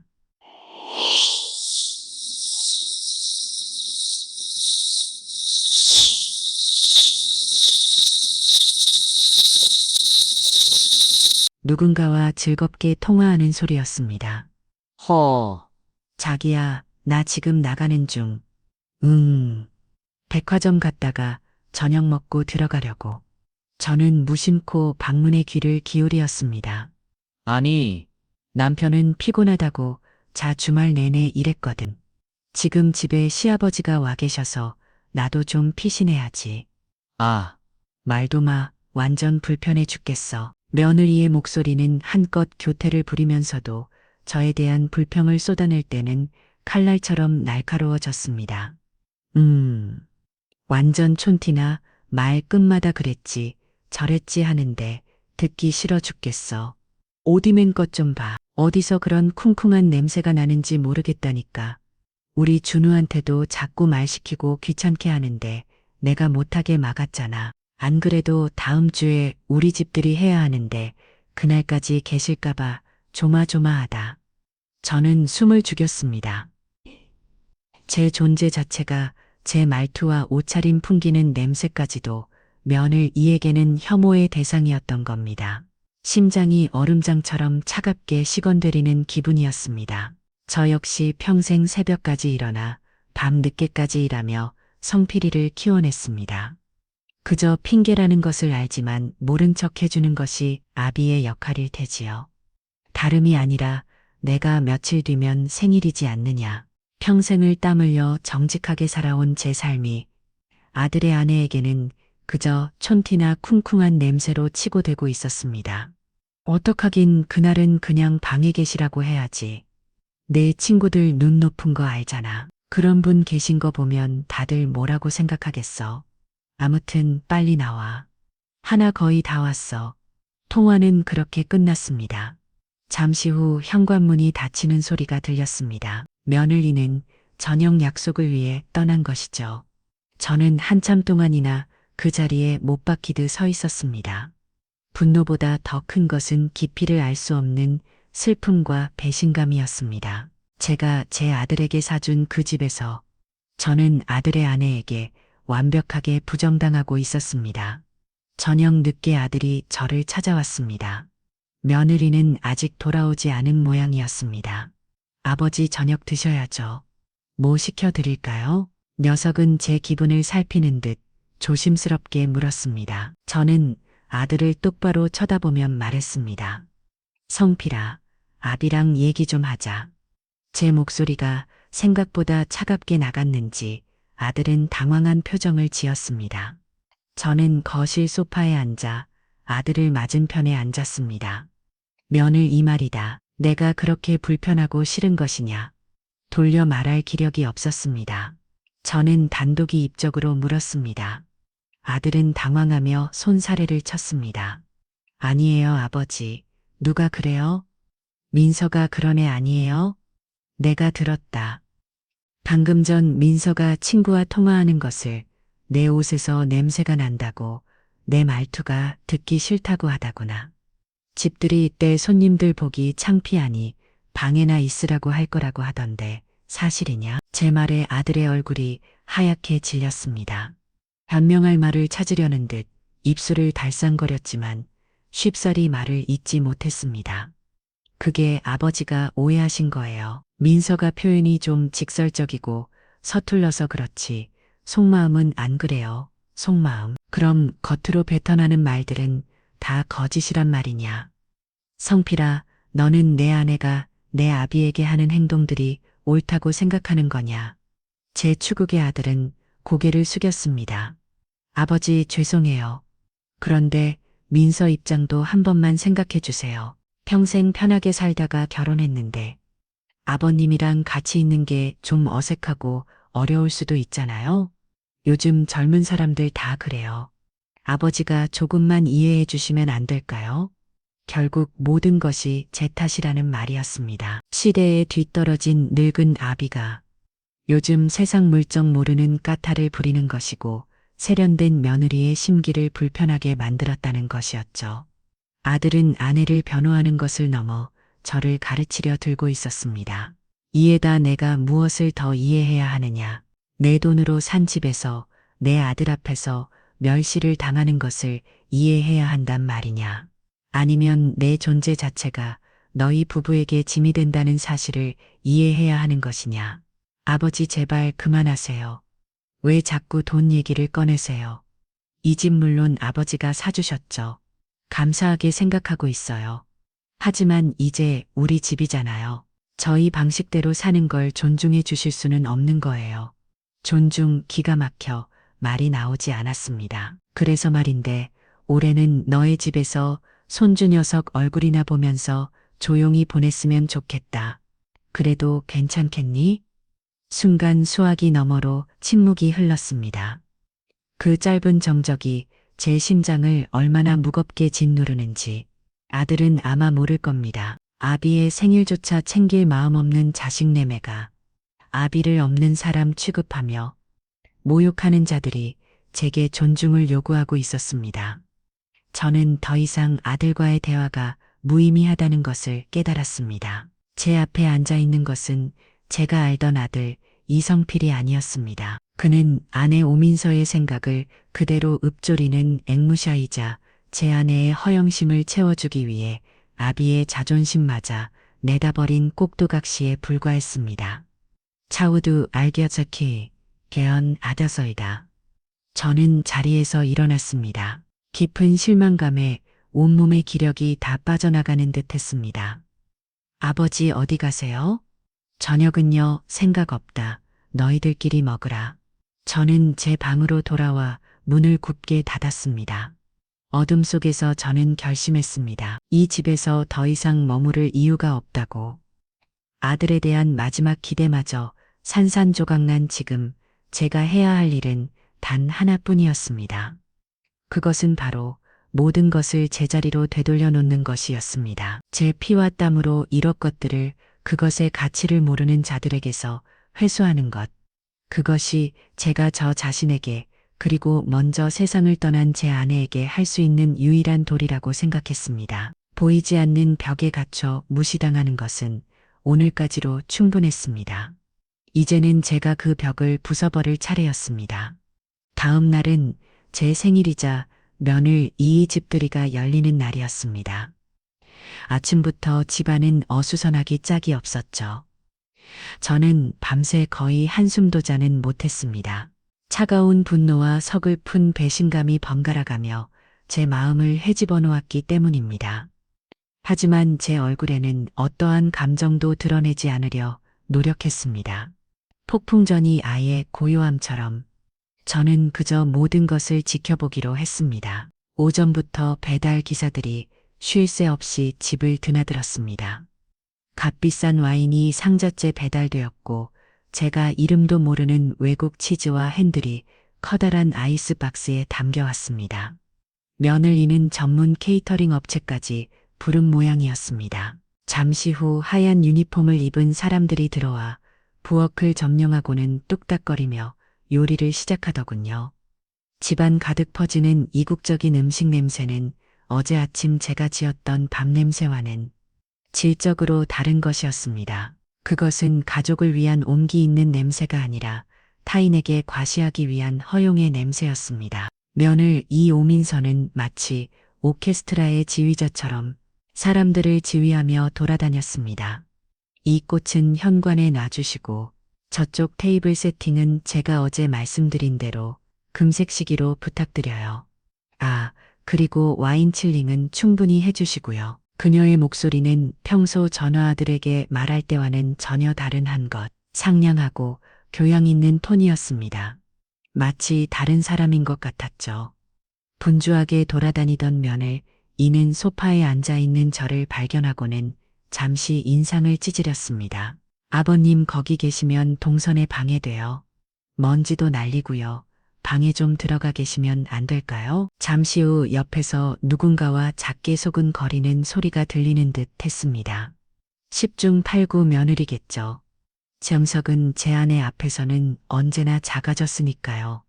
아, 생신이시구나. 아이고, 제가 정신이 없어서 깜빡했네요. 바쁜데 어찌다 기억하겠느냐. 또 다시 방에 들어가라는 명령이었습니다. 저는 아무 말 없이 자리에서 일어나 제가 머무는 창고방으로 향했습니다. 복도를 지나는 제 등 뒤로 며느리가 케이터링 직원에게 작게 속삭이는 소리가 들렸습니다. 신경 쓰지 마세요. 그냥 잠깐 와 계신 분이니까. 저는 잠깐 와 계신 분이었습니다. 이 집을 사준 주인이 아니라 아들의 아버지가 아니라 그저 잠시 머물다 사라져야 할 성가신 존재. 방문을 닫고 들어와 침대에 걸터 앉았습니다. 운밖의 소란스러움이 이 작은 방을 세상과 단절시키는 것 같았습니다. 점심시간이 될 무렵 아들 성필이 제 방문을 조심스럽게 놓고 했습니다. 아버지, 저 성필이에요. 잠깐 들어가도 될까요? 저는 들어오라고 말했습니다. 녀석은 어색한 표정으로 방에 들어와 제 앞에 섰습니다. 손에는 작은 케이크 상자가 하나 들려 있더군요. 아마 제 생일이라는 것을 완전히 잊지는 않았던 모양입니다. 아버지 생신 축하드려요. 저녁에 손님들 다 가시면 그때 저희끼리 조촐하게라도 파티해요. 아들의 말에는 진심이 담겨 있지 않았습니다. 그저 의무감에 혹은 어젯밤 저와의 대화가 마음에 걸려 하는 형식적인 행동이라는 것을 단번에 알 수 있었죠. 됐다. 그런 건 신경 쓰지 않아도 된다. 아니에요. 아버지, 그래도 생신인데 이건 민서가 아침에 사오라고 해서 사온 거예요. 민서도 아버지 생각하고 있어요. 저는 기가 막혀서 웃음이 나왔습니다. 제게 방에나 들어가 있으라던 면을 이가 제 생일 케이크를 사오라고 시켰다니 그것은 저를 위한 배려가 아니라 혹시라도 제가 집들이 분위기를 망칠까봐 입막음하려는 비겁한 회유책에 불과했습니다. 성필아, 저는 나직의 아들을 불렀습니다. 오늘이 내 생일인 것은 맞다. 하지만 나는 케이크 같은 것은 바라지 않아. 그저 아침에 내 어미가 끓여주던 것처럼 뜨끈한 미역국 한 그릇을 아들 내외와 함께 먹고 싶었을 뿐이다. 제 말에 성필의 얼굴이 굳어졌습니다. 그게 아시잖아요, 아버지. 오늘 손님들 오시고 정신없어서 민서가 음식 냄새 배는 걸 싫어해요. 그래서 내 아비 생일상 차리는 냄새는 역겨운 냄새고 처음 보는 남들 먹이 음식 냄새는 향기로운 냄새더냐. 저는 자리에서 일어났습니다. 더 이상 이 위선적인 연극을 받아줄 수가 없었습니다. 그 케이크는 너희들이나 먹으라. 나는 생각 없다. 제가 말을 마친 순간 방문이 벌컥 열리며 며느리가 들어왔습니다. 잔뜩 화가 난 얼굴이었습니다. 아마도 문 밖에서 저희의 대화를 엿듣고 있었겠지요. 아버님, 지금 일부러 이러시는 거죠? 오늘 저희한테 얼마나 중요한 날인지 아시면서 왜 자꾸 성필 씨를 곤란하게 만드세요? 민서는 아들을 제 뒤로 숨기듯 감싸 제게 삭대질하듯 쏘아 붙였습니다.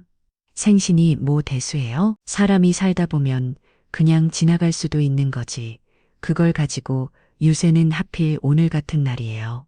손님들 오시는데 미역국 끓이고 냄새 피울 순 없잖아요. 생신은 내년에 챙기시든가 하세요. 내년에 챙기라는 그 말 한마디가 제 남은 이성의 끈을 완전히 끊어버렸습니다. 그래서 며칠가 있어도 되겠느냐고 물었다. 네, 그럼요. 오셔야죠. 당연히 오셔야 합니다. 언제쯤 오실 생각이세요? 마지막에 하는 허락이라는 걸 알면서도 오라는 그 한마디에 마음이 놓이는 제가 참으로 한심하게 느껴졌습니다. 그래도 어쩌겠습니까? 보고 싶은 마음이 이 부질없는 자존심을 이겨버리는 것을요. 그래, 그럼 토요일 오전에 출발하마. 가서 며칠만 좀 신세지자. 알겠습니다, 아버지.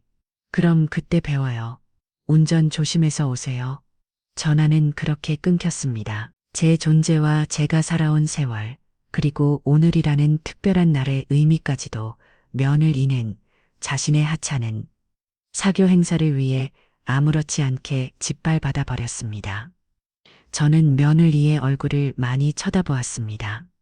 그리고 그 옆에서 아내 등 뒤에 숨어 어쩔 줄 몰라 하는 제 아들의 한심한 얼굴도 보았습니다. 더 이상 분노도 슬픔도 느껴지지 않았습니다. 그저 모든 것이 명확해졌을 뿐입니다. 알겠다, 저는 아주 짧게 대답했습니다.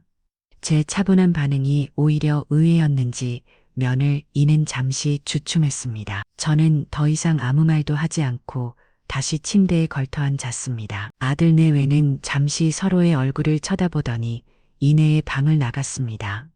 그리고 잠시 후 집들이 파티가 본격적으로 시작되기 직전에 며느리가 다시 제 방을 찾아봤습니다.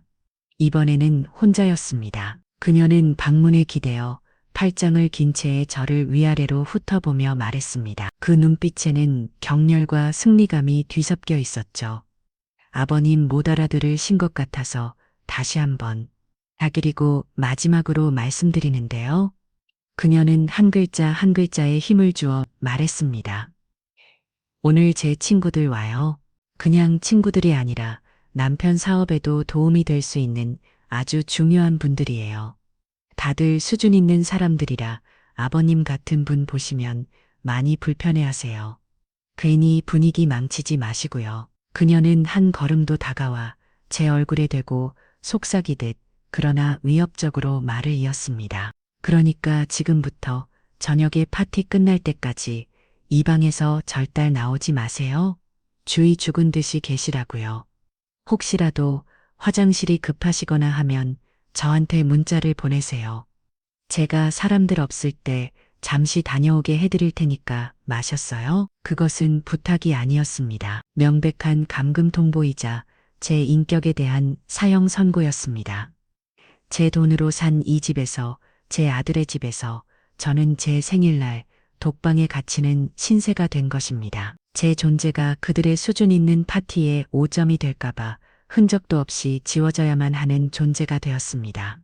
저는 아무 대답도 하지 않았습니다. 그저 무표정한 얼굴로 며느리를 바라볼 뿐이었습니다. 제 침묵을 긍정으로 받아들인 것인지 며느리는 만족스러운 미소를 지으며 돌아섰습니다. 그럼 불편하게 해드려서 죄송하네요. 아버님, 그 말에는 아주 작은 죄책감도 담겨 있지 않았습니다. 황! 하고 닫히는 방문은 마치의 감옥문이 닫히는 소리처럼 제 귀에 울렸습니다. 저는 그 어두운 방에 홀로 남아 문 밖에서 시작될 그들만의 화려한 파티 소리를 기다렸습니다. 이제 모든 것이 끝났습니다. 제가 베풀었던 모든 사랑과 희생, 그리고 아들에 대한 마지막 기대까지도 오늘 이 자리에서 전부 끝장난 것입니다. 문 밖에서 시끌벅적한 음악 소리와 사람들의 웃음소리가 들려오기 시작했습니다. 며느리의 화려한 파티가 드디어 막을 올린 모양이었습니다. 저는 침대에 꼼짝 않고 앉아 있었습니다.